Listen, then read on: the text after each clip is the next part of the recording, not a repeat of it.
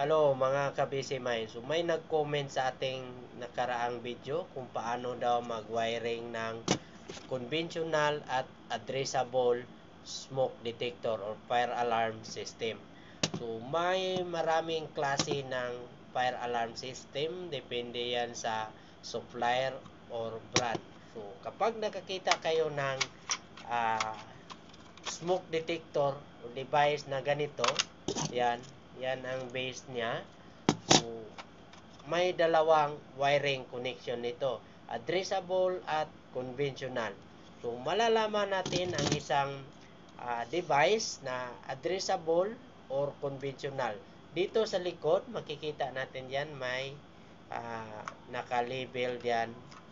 Piklatin natin, may dip switch sa ilalim. Yan natin i-address ang number ng device. So, pareho lang siyang itsura, pero walang number o dip switch yung isa.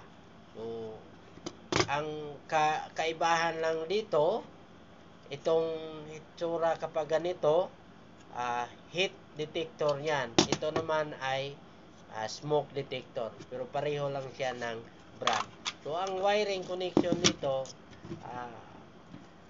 kapag conventional, ang positive ay L1, in and out na positive na cable, yung red, dyan natin ilagay sa L1. Ang negative naman ay L2. I-common lang natin sa L2, yung dalawang block.